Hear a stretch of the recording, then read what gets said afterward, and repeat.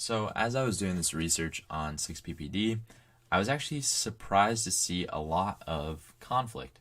That's something I was not expecting at all, but I could see a lot of political discussion surrounding 6-PPD. Some people saying, well, we need to save our salmon. There's uh, you know, they are a keystone species in Washington State. They are, uh, we treasure them in Washington State. They're a valuable asset to our marine life. And then I saw another side of it's a more practical side saying, well, we need 6-PPD. We gotta help preserve our tires. It's an irreplaceable preservative. There's nothing out there like 6-PPD when it comes to preventing cracking and degradation of rubber tires. So I began to think, well, there's all this political discussion. Getting rid of 6-PPD from all the tires in Washington State and the Puget Sound area, at least, is a pretty big step to make. It's a pretty big step to just, do. It would take some time. And I started to think, what is a smaller, more local, first small step that we can make to help remove some 6-PPD from the environment?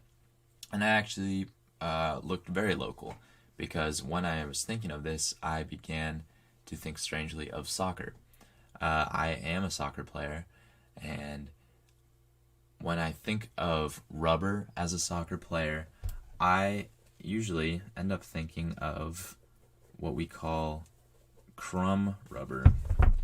And crumb rubber, if you didn't know, is the infill to turf fields such as Ingersoll Stadium and probably the majority of turf fields in the area. In my 10 years of playing soccer in the area, I don't know if I've ever played on a field that doesn't use crumb rubber as the infill. Now, the thing about that is crumb rubber is made up of broken down tire. It is a recycling method.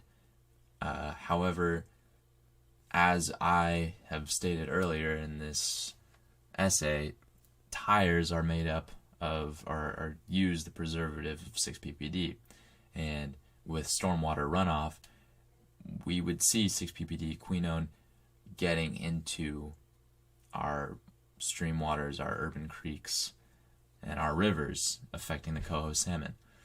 So I began to think, could we somehow alter or replace the infill of our very own Ingersoll Stadium, and could there be a way that we could just easily replace the infill for our turf? And upon some research, I found that there are alternatives to crumb rubber when it comes to infill. There were options that kind of make sense, like sand. Sand is a pretty accessible, sustainable option, and cheap, I would think, option on for an infill for turf. There were some more bougie ones, olive pits and coconut husks and cork and stuff like that, which I thought was intriguing. I would need to do more research on that, but I would figure that is not something that our school district could get easy access to. So it would end up being a lot of acrylic coated sand or regular sand without the coating on it.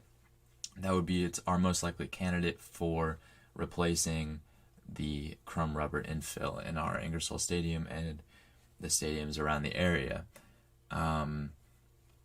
Not only would this be good for our salmon population, but if our school district wants to look at it from a PR standpoint, which I think our school district would like to do that because PR is important to our school district. Crumb rubber has also been linked to cancer. It's a carcinogen. There's traces of lead and mercury in crumb rubber, and that is something that is perhaps not safe to play on, to fall on the ground, to scrape up your elbows and your knees on, if it's such a nasty carcinogen. So if we look at it from that standpoint, plus helping our coho salmon, then maybe our best option, our best alternative, or our easiest step that we could take personally in helping our salmon population would to be removing the infill and replacing it with sand or olive pits if it has to be, in order to help our salmon population and get rid of the 6 ppd in what we have in our Ingersoll field. So